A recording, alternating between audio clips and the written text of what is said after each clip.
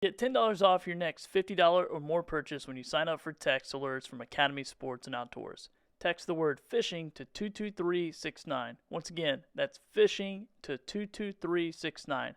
Offer expires 7/31 of 2022, and message and data rates may apply. Fisherman's Post. More fish, more often.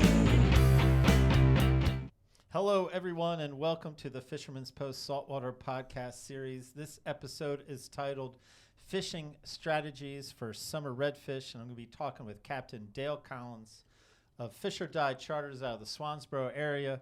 What to look for, where to look, what baits to throw, and techniques specific for high water temperatures that we experience in the summertime. My name is Gary Hurley of Fisherman's Post. Fisherman's Post has been serving the saltwater enthusiast of North Carolina since 2003. We've been bringing you fishing reports, fishing information, fishing tournaments, fishing schools, and here in our latest and greatest effort, the podcast series where we reach out to our captain and guide friends from up and down the North Carolina coast and ask them to share with us their insights, their knowledge on how to catch more fish more often. And in this weekly pursuit, I am joined by Billy Thorpe of Thorpe Creative.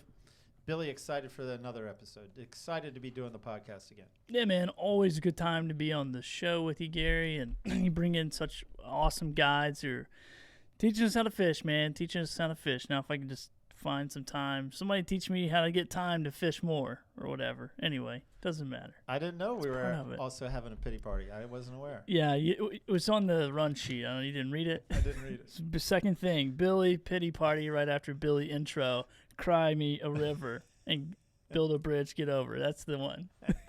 So I'm sorry you missed it, Gary. Got to read the notes, man. Got to read the notes. But no, man, I'm excited for the show. Always enjoy when Dale's a part of projects. He's actually been a part of our fishing reports too, so that's always a fun thing. But I want to shout out to our sponsors real quick to get this show started. So Bland Landscaping Company making it happen. We really appreciate those guys sponsoring the show. And after 46 years of being in business, they've officially surpassed 500 full-time employees across the state of North Carolina. And they currently have openings, Gary, in Wilmington, Raleigh-Durham Triangle area, Greensboro Triad area, in the Charlotte area as well. So if you're looking for a new job, if you're looking for a new gig, Gary, after my pity party, you can go work for Bland. I am not looking for another gig, but I'll give props to over 40 years in business and 500 employees. Like, what an accomplishment. Kudos, Bland Landscaping. Yeah, I have one employee, and it's myself. I can't stand the guy. So I couldn't imagine 500. That's amazing. 500 Billies. 500 Billies walking around crying about their jobs. Oh, anyway. All right, let's talk about somebody else that's doing something cool in the community, which is Marine Warehouse. Got a quick word from those guys, and we'll be right back. At Marine Warehouse, we have everything from trailer parts, engines, engine parts, new boats, boat parts, a full store. We have a service department. We are your one-stop shop for marine equipment and hardware. We offer a wide variety of parts and accessories for all your marine needs. The best part about working at Marine Warehouse Center is to help customers really get the most out of their coastal lifestyle and share our love for the water. At Marine Warehouse, we're here to get you out on the water because of our love for the water. We like being out there, and we want you out there with us. All right. Man, always a fun time, and go check those guys out and go in their store. Even if you are not boat shopping, they can help you out. They got some gear, some tackle, some apparel. I need to go in there and get me another hat, Gary. I've been rocking this one for a while, so You do. maybe that's on my list of stuff to do. And I would go in there, and I'd hope to see Emmett, but every time I ask about him, everybody says, "Where in the world is Emmett?" Where in the world is Emmett? I have no idea. So this week I did get another photo from Emmett. All right. And, he is on a journey right now, Gary, to sleep better, to feel better, to look better. So where do you think that you could find Emmett? To sleep better, look better, feel better. He's on a pilgrimage. I mean, you might call it that, maybe. But he is, he's actually out working out. There he is. Look at him. Wow. There he is, I had no idea. Yeah, man. Surprised me. Where is he working out? have no idea. I'm going to say Bali. That's where all the cool people go work out. All right. But there's a picture of Emmett working on his new physique. The ladies, if there was any that watched the show, would be going wild in the chat right now, I'm sure. But since they're not, everyone else can go wild in the comments. So there you go. I'm gonna punch him in the stomach just to see how tight that stomach is next time I see him. I'm gonna take my dish soap in there with my shirt and see if I can wash my shirt on his stomach. These little washboard abs over there. Emmett's been working out, eating better, exercising, sleeping good. All right. Anyway, enough of that. So we'll see where Emmett is next week because he ain't at that shop. I'll tell you that. Poor guy. Taking so much crap off of me. Anyway, where are we at, Gary? You want to see a fish picture? I'd love to see a fish photo. Now, this fish doesn't have any abs, but I'll show it to you. Charlie Franklin, age 12, hooked this 26-inch red drum on a pinfish while fishing from a dock in the Emerald Isle area. And, man, I'll tell you, Gary, I don't know what's bigger, the fish or that kid's smile. But yeah, man. I like both kids. of them. Love kids. Love fish photos with smiles. So check on this photo. Yeah, I bet he made some grown men jealous standing there holding that fish while they're beside of him fishing. So good-looking fish, good job. I can't remember his name, Mr. Franklin. I think his last name was Franklin. So anyway, all right, Gary, I'm going to pass it to you and we'll talk some fishing, huh? Yeah, man. But before I go to Dale, like I've been doing lately, want to plug our weekly fishing reports. Those are weekly inshore fishing reports. Haven't been able to offer offshore yet. All our efforts towards inshore. And these weekly fishing reports released every Thursday, audio, video, delivery. They are behind a paid wall, small fee. But if you enjoy Fisherman's Post, if you enjoy reading it once a month, if you enjoy checking the website once a month when we do our in-depth reports, but you're thinking you want more, then I think the weekly inshore fishing reports are what you're after. We talked to 11 captain and guides up and down the entire North Carolina coast, have it organized by geographical area, have a 4 to 7 minute conversation with each, and it'll keep you in the know. They relay what they're doing, what they're seeing, how they're doing it, and I've been enjoying those conversations. I own a fishing newspaper, and I am much more fishing knowledgeable after this project just by being a part of it. Yeah. So I believe in the mission. Yeah, man, I think you told me you listened to a couple of guides and went out and caught some more fish. So it's good, man. They get some good info, good tips, tricks, strategies. It's a lot more than, as I said, last time, like it's a lot more than just like, well, I caught some fish, fishing's good, but you guys are getting into the nitty gritty. So, and dude, I did accidentally post a full episode on our YouTube channel when I was trying to post something else, and we get some really good feedback. So that's always good. Probably shouldn't have told you that, but I took it down. All right. Anyway. Well, we're going to get more strategy here, man. Dale Collins does a whole lot of fishing. He is a fishy dude. So at this point, I'm going to say Billy's best takeaway. I'm coming back at you, Billy, at the conclusion of my conversation with Dale. But right now, it's my pleasure to introduce back to the podcast Captain Dale Collins, Fish or Die Charters out of the Swansboro area. Thank you for being with us, man. Welcome back to the show. Hey, Gary. Hope you're doing well this evening. Thank you for having me. Yeah, man, enjoy talking to you in whatever capacity that is. But even though we have history, you cannot skirt the 2-question format that we have before we get to the main event. You tell me you're ready. I give you question number 1. I'm ready. Question number 1. I might have even asked you this before. Why should we listen to anything you have to say about a redfish, a red drum? Ain't nobody ever listened up and I ever see it, so I don't know why. I don't know. I guess I do it day in and day out.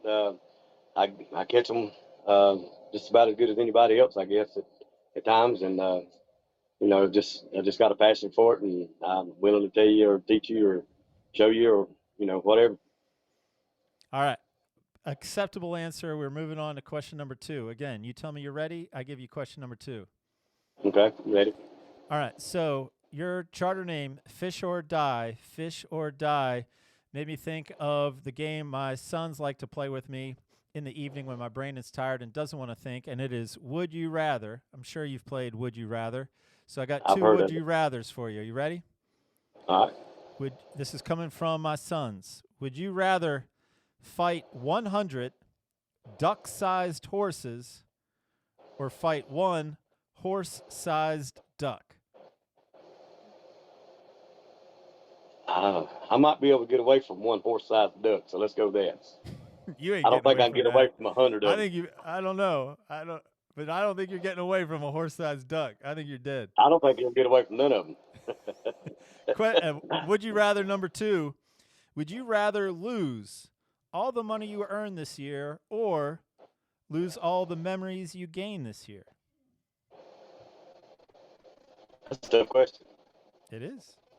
Because I've gained some pretty good memories. I would probably lose the money. I think I would too, man. All right. Enough of would you rather. Again, based off of Fish or Die charters, let's talk redfish. So specifically summer redfish. Again, this is being released in mid-July, so we are talking about the heat of the summer, the high temperatures of the summer. I think you're trying to help us first, and this is what I think most people's primary question is finding fish. So help us find red drum in the heat of the summer. Well, in the heat of the summer, a lot of the bays that's off the intercoastal waterway are going to get up to about 90 degrees or over 90 degrees in those bays. And those fish are not going to stay in that hot water like that, and they're not going to be very active, what few does. So you need to start venturing away from those bays that's just away from the waterways or away from the deep channels that's coming in from the inlet, because those channels and the waterways is actually bringing in cooler water, and it may not be but 7 or 8 degrees, but it's going to make a world of difference. When I start fishing bays and it's 90, 95 degrees, 96 degree water in it, or even higher, I'm going to look for water under that. Hopefully I can find some 85 to 80, and then you'll start picking up fish again. So when you're talking about bays in the Swansboro area, you're talking about basically almost like extended flats, like 1 to 3 feet of water, depending on Yes. the tide. Is that how you would describe a bay in the Swansboro area? It's depending on the tide, and you can think the water at low tide will be a little bit warmer than it will be at high tide, because it's got fresher water coming in at high tide or cooler water coming in at high tide to fill those bays up. But they're still, once you get deep inside those bays, it's not going to take it long to heat up like up above 90 degrees. So your suggestion is are we saying everything from the inlet to the channels coming in from the inlet, the ICW, holes, like all of it? Yes, absolutely. Docks on deeper water around the ICW and around those deeper channels where it's like that creek is broke off or coming off the ICW or right off where the inlet comes in. That deeper clear water is going to be cooler. And are we talking about, like, are you always liking moving water, like moving tide? Does that matter? Most places we fish it's all going to be moving till you get slack tide. So I mean, anything we fish is going to be moving one way or the other. I prefer drum fishing that it's not moving, pulling really really hard. I'd rather have a slight move to it, so you can stay in contact with the bottom if that's what kind of bait you're using or whatever. But at some point in time during that day you're fishing, you're going to have a slack tide, so you're going to have non-moving water. So I'm guessing you've given some thought, and again, I might be asking you to speculate. Maybe you know, maybe you don't know. But first I would say ask, why is it that the fish collect in bigger groups in the colder water, and then they break out into 1s and 2s, or maybe 3s in the warmer water? And then second, what is the habit of red drum in the warmer water? I mean, are they constantly on the move? Are they trying to move as little as possible? I think, me personally, I've never heard it said or anything, but I think the red drum gather up in the wintertime. I think for protection. It's clear water. They get into these shallow water bays, real shallow water bays on these oyster rocks for the heat, and I think that's why they get together. They stay in those places, and when it does get warm enough that the little crabs pulled out of the water, that's what they're eating. That's what they're in there huddled up for. All right. So then what about that deeper water, man? If I'm fishing docks, I mean, are they hanging out at one dock? Are they moving around the dock? Are they moving from docks to docks, like over the course of a day, a week? They'll move from dock to dock. And I'll give you, for instance, of a bay I fished the other day. I went in it on a Sunday. There was not a school of drum in it. I went in it on Monday. There was a huge school of drum in it, and went back Tuesday, and they were gone. So these fish are moving. and they've got so much pressure on them right now, about so many people fishing, that they stay on the move. It's hard to pinpoint it and keep one. There's one or two schools around that we have now that's always there, but most of these schools have already split up and going their own direction. But the more pressure and the stuff, the more pressure they get on them, the more they're going to move. And they're just like us. They're not going to stay where there's nothing to eat. They're going to stay where there's food. We're not going to stay where we can't get anything to eat. Well, I guess that kind of leads me to the question I was getting ready to ask. Like, okay, we can all easily understand the concept of deeper water and deeper water being cooler and closer to the inlet and incoming tide. But, like, I guess my question now is, like, all right, dock fishing, are they like a sheep's head? Do they like docks with growth on it? And then what else, man? A lot of you guys are telling me grass lines or deeper grass lines or oyster rocks or oyster beds, like beyond, or sometimes I hear, just like a deep water escape route. Like, from your perspective, what are the habitats beyond deeper water and just around a dock that red drum enjoys and comfortable in? There's something when they get schooled up around the dock or whatever. There's something in that around that dock, and I'm not sure what it is. I'm not sure if it's the temperature or there's plenty of bait around it. There's no disturbances to them around it, but there's something around that dock or those 2 or 3 docks right there together that they really like, and they're going to hang out there till they run off. I wish I did know what held them there, but I don't. We go in and we beat those docks, and you'll find out the 2 or 3 they're on, and you fish them, and as long as you don't go back to them docks every day and beat them, and nobody else sees them, you can go to them a couple of times a week, and they'll probably still be right there, and you can probably catch them. But you will move them out. But as far as it holding there, I'm not sure if it's the temperature or the bait. I'm pretty sure they're not eating anything off the pilings or anything. They're in there getting the crabs and the mullet, and then especially if you got some docks holding a lot of bait, they're going to stay where there's food. All right, so docks that hold a lot of bait, and I'm following everything you say. So for you, is there like an ideal scenario, like, because there's docks abound in the ICW, and you could spend day after day after day tossing at docks and maybe be there at the right time, maybe not. And so, again, for someone who wants to listen, watch this, and then go out and have some confidence that they're not just casting blindly, is there something about this environment of docks that gets you most excited? Something close by, something in the vicinity, or you just got to work them? Well, I like to find docks that's got seawall, or it's got a grass bank in between them, and it's got a flat. It's got a sand flat, and when it gets closer to the end of the dock, it's going to kind of drop off a little bit. And with that being said, when that tide's high, pushes up against that grass and pushes up against that seawall, those drum are going to move all the way back up to that wall and underneath that walkway of that dock. They're going to run back and forth right along that grass in that shallow water. You could probably, if you got in there close enough to not spook them, you could probably see them. But when that tide falls out, they're going to pull to the end of that dock where it drops off at into that cooler water. Okay, man, I follow. And I guess what I'll do now is switch the conversation. Unless you got something else to add that I haven't set you up as far as like where to look or what to look for, we can start talking about the baits you like to throw. Okay. I mean, just when you go into these places, just look and see what kind of baits are around it. And they ain't just stuck on one bait or a mullet or a crab. They'll eat a pinfish. They'll eat a spot. They'll eat a croaker. They'll eat crab. They'll eat lizard fish. They'll eat everything. So just as long as there's something there for them to eat, that's where you want to do. That's where you want to look. So ideally, what baits? But you must have baits that you prefer. I mean, that was a good list.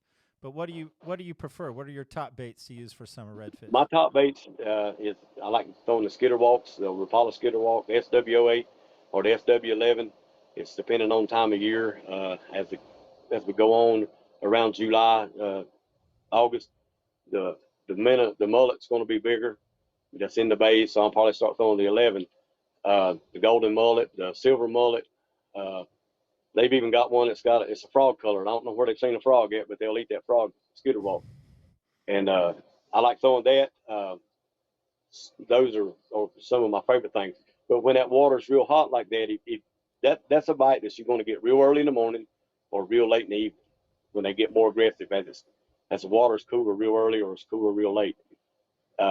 Spinner baits, something like the Redfish Magic or Falling Tide spinner baits. And if I'm fishing real clear water, I'm going to use a white, or I'm going to use a glow chartreuse. And if I'm fishing muddy water, I'm going to use a dark color, a root beer, maybe with a chartreuse tail or something like that, and just slow roll it. And the red drum will hit it, and the bycatch on that is flounder. So I mean, they work well for whichever. Anytime I'm going to do fishing a plastic, which could be a gulp, and it could be a pearl white gulp 4-inch shrimp. It could be a molting 4-inch shrimp. It could be whatever. But I usually use plain lead jig heads in a 16th or 8th ounce. I try not to use anything any heavier if possible. I try to fish it just as light as I can. I do use 25 or 30 pound fluorocarbon leader, but and then I will rig some up weedless where I can throw it way back into the grass. I've even got to where on some of my skidder walks I'll change from a treble hook to a single hook, and that keeps me. I can throw it a little bit deeper in the grass and I don't get hung up quite as much. Still get hung up some, but not quite as much as I did on the treble hook. But just if you're fishing real clear water, you can use a brighter bait. If you're not, use a darker bait. I've seen it work very well in those cases. Changing around for watercolor. Okay, so I'm going to do what I do. I'm going to circle back and kind of go through what you said, make sure I follow. And the skidder walk, the top water, I follow. Like, you got to be early or you got to be late. It's just warmer water, and they're more lethargic in the heat of the sun and the brightness of the sun and all that. So on the spinnerbait, I was following everything you said. I wasn't quite sure I heard. Did you use the term slow roll it? You got to slow roll that spinnerbait? What does that mean? Slow roll it right off the bottom. Just wind it just enough where it might actually bump the bottom a little bit, or just right above the bottom. You don't want to wind it fast, because I mean, when you winding that bait, you want to wind it constantly, but you want to wind it real slow, just enough where it stays off the bottom. And you'll feel the blade working and thumping, and the faster you do it, the more it's going to be. So the more you know you got it off the bottom. So just do a constant slow wind, and just keep it off the bottom. And I believe you said 25 to 35 pound fluoro leader on the soft plastics, but I'm guessing you use the same thing for the spinnerbaits? Same thing for spinnerbaits. Any lures I'm throwing, artificial lures that I'm throwing right now for red drum is going to be 25 to 30 pound fluorocarbon. I usually use Yozuri Pink. It don't matter what color it is. I just had really good luck at it with that, so that's what I use. And I'm guessing I'm guessing length doesn't matter that much, but I think my people like specifics. So ideally, your leader length is how long? I usually tie at least 18 inches, and that's simply because we're fishing around a lot of oysters, and it gets nicked and cut and stuff closer to the lure a lot. So it just gives you enough room to retie, and if you want to change lures, you got enough to retie. It don't have to be 18 inches, but it helps you out in the long run, just changing lures or retying a knot that might fail on you from some kind of abrasion. Okay. Now for my follow-up questions on soft plastics, I got a couple of them. So why do you prefer the much lighter jig head? Because we're fishing around the oyster rocks and fishing in the grass, it don't sink quite as deep into the rocks, into the oysters, and it don't sink quite as deep into the grass. So sometimes it's just easier to get out. But it's a whole lot of the reasons is just because of the oysters.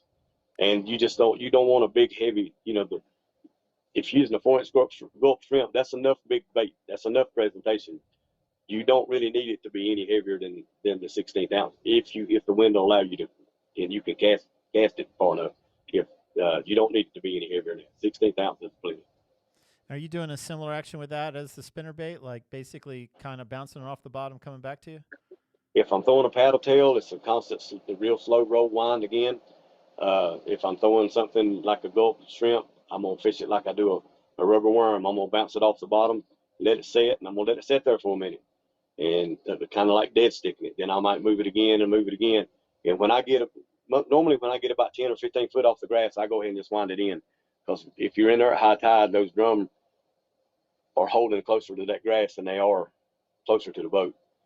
I ain't gonna say some once in a while that you won't catch one closer to the boat, but most of those fish are real close. Even when I throw a top water bait, when I get 20 foot off the bank, off the grass, I wind it in real quick and make another cast because they're going to hit it within that 10 or 15 foot of the grass. Okay. Couple more soft plastic questions. Why just a plain color lead head? Nothing red or I nothing? I don't know. I just been fishing it for a long, long time, even trout fishing, flounder fishing. Normally, I don't use any color. I just use the plain lead head. I just it's just less, I think, for them to see, to maybe spook them, and it maybe look more natural, maybe look more like an oyster.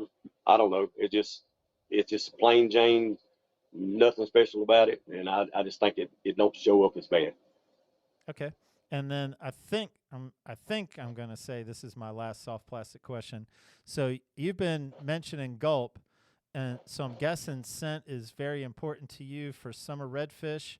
And if so, do you have similar results with other soft plastics in Procure, or have you found, in your opinion, gulp to be that superior product? No, I use any soft plastic I use, even my top water baits. Most of the time they're so slick that you can't even hold on to it to cut the line to take it off. I use a lot of Procure. I use the blue crab, the menhaden, the mullet, and the shrimp. Those are your four top flavors for drum, and they've also got out a red drum flavor or brand smell. I guess I don't know. It's just formulated just for them, but just use one of them. You don't have to pick any certain one. Blue crab's my favorite, then mullet, and then the manhead. But I'll whichever one I grab, I put on. I just think long as you use one of them, it's going to help you. You put Procure on gulp baits? No, because they're wet. You can, and if you can get it to stick long enough to cast it the first time, but a lot of times it'll sling off of it, and we call those kind of like wet baits. They're already sitting in a juice. It's just hard to get it to stick to it. Okay. But I do attempt it. I really do attempt it, and I also I'll carry a little bit of menhaden oil and drop them down in it, and I'll use them like that too, with a little bit of menhaden oil on. Okay. My tournament partner Chris Falcone got me to doing that. All right. Well, I think now we switch over to techniques. And so maybe we start the conversation with techniques by telling me, if I'm on your boat and you've identified a dock that you believe is holding some redfish and we're going up to check this dock out, walk me through the process that you would do to sort of cover the dock to either find fish or not find fish and decide to leave. Well, the first thing I'm going to tell you is don't cast on top of the dock or cast to get hung on the dock, because if we have to go in there and get your bait, that's just done. Those fish are gone. I'm going to try to stay away from it far enough away that we can fish it effectively. We can throw up underneath it. We can throw around it in all directions, and just slow your bait. I don't use a lot of top water baits around the docks. I have used them, not done very much around the docks, but the gulp shrimp, the Z-Man jerk shads, the stuff like that. Caught a lot of drum around docks using those. And I might go to the 1/8 ounce jig head instead of the 16th. Even though I'm throwing up shallow, I'm going to fish it down to where it drops off a little bit deeper. And you want it to go down. You want it to stay in contact with the bottom. So I'm going to tell you to slow down, try to make precise casts, throw under the dock, throw around the dock, and just, try not to get hung up. All right. So do you prefer to have the tide in your face or the tide at your back? Current. It don't really matter. The thing that helps me fish that kind of current where I don't have to fight the trolling motor is one with spot lock on it. You can actually stay off the dock, set the spot lock on it, and whichever way the current's going, it's going to turn the boat, and you can sit right there fishing effectively. If you got to run up there and it's too deep to put your power pole down or your talon down, which they'll work in the shallower waters too. But if you go to throw an anchor or anything like that, it's not going to work. Or you go in there trying to fight it with a trolling motor that don't have a spot lock, or fight it with your big motor, it's probably not going to work out too well for you because you're going to make too much noise. If there is a good amount of water on this dock, that we are targeting, do you start at the end of the dock and then move into the grass line, or if I there's do. enough water in the grass line, you start there and work out? What I'm going to do is I'm going to stay out far enough away from it where I can still make a long cast to the grass or to the seawall. You can make a pretty good cast if you're not throwing into hard wind or anything, but it still reach those places. So I'm going to stay where I'm going to be closer to the front end of the dock, but I'm where I can still a little bit of distance away from it, but I can still reach the grass.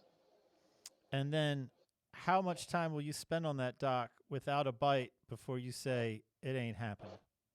If 15 minutes, if I ain't got a bite, I'm moving to the next one. And are you I moving? don't spend a lot of time. If a drum's there and you're gonna catch him, you're gonna catch him in first 5 minutes, first 2 or 3 casts maybe. But after about 10 or 15 minutes, it's time to move. Don't sit and waste your time.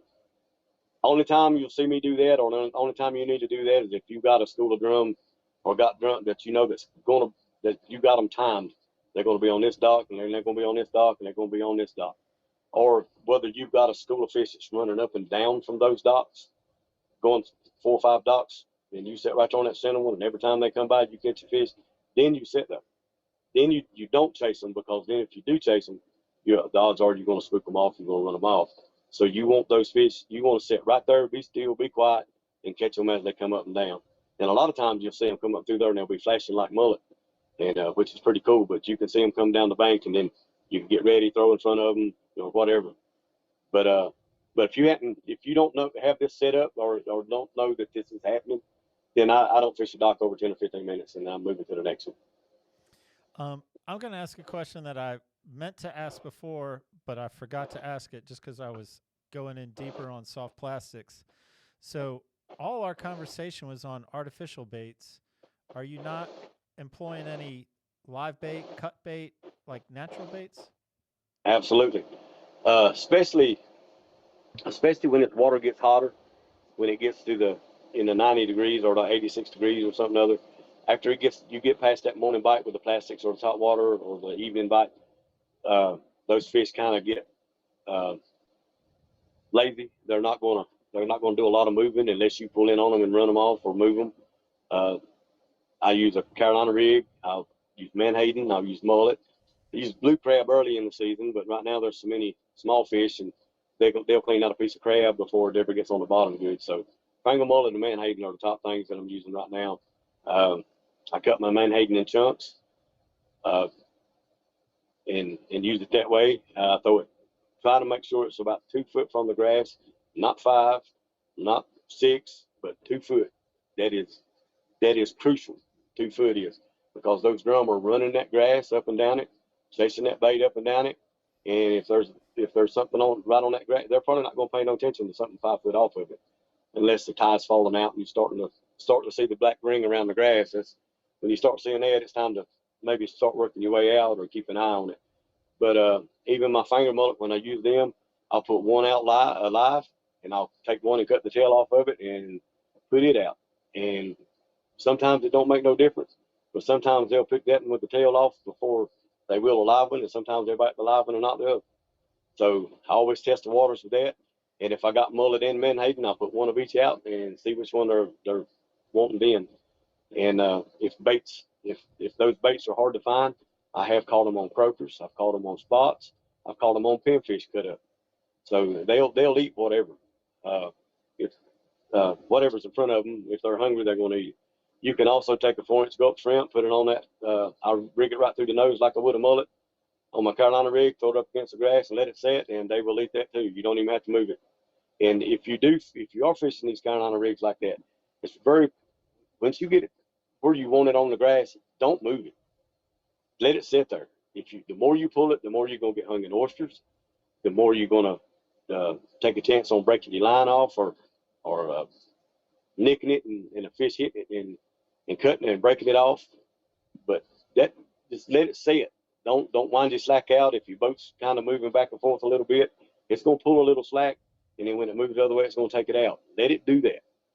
Don't try to keep your line tight. If he hits that mullet or that menhaden, he's going to take that slack out by himself, and it's not going to be no mistake of what it is, because he's going to hit it and he's going to be gone.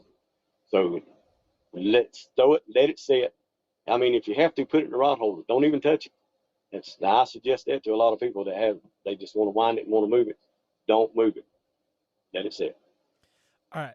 So I'm going to come back, and I was going to ask about grass, but before I do that, as a follow-up to this bait conversation, to go back to finish our conversation on docks, I'm guessing if you're using natural baits on docks, are you casting out cut bait and letting it sit? Or are you casting out live bait so that you can work it around and maybe work it back to you and cover a little bit more ground?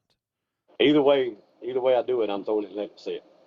I'm gonna throw it up there, let it set close to the dock or underneath the dock or whatever, right against the grass, and I'm gonna let it set just like I would if I was in a bay, and just let it sit there and let them come to you. Let them do their thing. I mean, if you got 2 or 3 fish coming toward your bait and you pull it and you're hung up in an oyster and you muddy the water up and all that, you're gonna scare those fish off. So the best thing, I mean, I do the same thing. I let it set. Okay. So what I want to ask now, because you're talking about grass lines and water and 2 feet, is I was already going to ask, like, I didn't want this to be just a podcast episode where we push people to dock fish, because, I mean, that's not your intention. I know you're not you're fishing docks, but not exclusively fishing docks.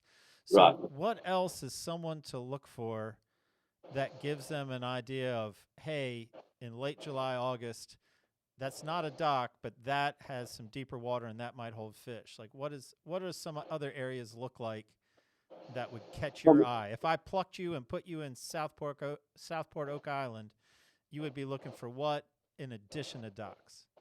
I'm going to be looking for oyster bars that's got deep water around it, especially if it's low tide. They got deeper water around it. A lot of those fish are going to pull when that tide falls out. They're going to pull into that deep water, or they're going to pull into like you're going into a bay, the creek that's going into that bay or the mouth of it. If it's 3 foot deep at high tide, and it's 1.5 foot deep at low tide, and the rest of the bay is 6 inches deep or 1 foot deep, they're going to pull into that little bit of deeper water. So that's what I'm going to look for. I'm going to look for points that's got little deep drop offs, or look for oyster rocks that's got deep water around it, like that, or even a drop off on a bank where it comes out real shallow out of a bay, and then it's got a grass bank right or left hand side of it, and it's deeper there. They're going to pull to that bank, and they're going to wait for that tide comes in to go back in. So that's that. Look for a little bit deeper water on those drop offs and stuff like that. It don't have to be a dock. It can be a creek mouth. It could be an oyster bar. It could be anything. And if I'm targeting an oyster bar, does the same kind of rule apply as the grass line, like maybe 2 feet off that oyster bar, but you want it kind of close, or is it more a rule with grass line? That's to me, it's more of a rule with grass line. If you can tell how far that oyster, how big it is and where it kind of stops, you want to throw to the edge of it. Because if you throw right up in the middle of it, you're going to stay tangled up, or you're going to get cut off for the most part. Even if you throw a top water bait across it, and when that drum hits it on the other side, you still got to come back across it. So you stand a chance on losing your fish and your lure. But I would want to fish closer to the edge instead of throwing right in the middle of it, or up on it. I'd like to stay a foot or two away from it. All right. I feel like we've done a good job, and I think I'm at the point in the podcast where I say, what else, Dale? I mean, what else? What other thoughts do you have on summer redfish? I mean, again, the people listening, the people watching, they'll welcome any advice you have, what to do, what not to do, or anything that I haven't set you up to say. Just don't give up. Keep looking. I'll go into a bay, and this is what you need to do. Don't go in there and sit on one spot for an hour. If you ain't caught that fish in 10 or 15 minutes, move to your next spot and keep moving till you find a fish, or 2 or 3 fish, or one fish, and move. And if you catch a fish, sit there another 5 or 10 minutes. If you don't get another bite or catch another fish, move. Don't just go in there and sit, but just don't lose your patience with it. You'll figure it out. You'll find places you can fish and effectively. I'll go into a bay and I'll run to 2 or 3 spots in that bay, and I won't fish the rest of the bay. And that's simply because I fished that bay all the way around several times, and I've caught fish in those 2 or 3 spots. Not ever caught a fish anywhere else in that bay. I don't know what it is about that spot, but most time they hold a fish, maybe 2 or 3, but most times one of them 3 spots you're gonna catch a fish out of. So right. just don't give up and be patient. Sounds like a good way to end this podcast. Captain Dale Collins, Fish or Die Charters out of the Swansboro area. Always enjoy talking to you. Certainly love fishing with you. Looking forward to the next reason we get together, whatever that is. Well, next time you bring him with you fishing, and y'all tell that guy with them 6-pack abs I got him beat. I got a 12-pack ab.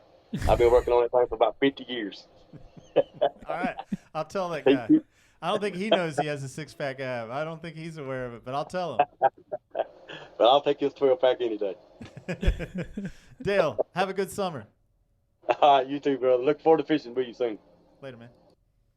All right, man. Wow. Good episode, Gary. Good episode. I mean, I enjoyed Emmett's abs. I guess Captain did as well there. So,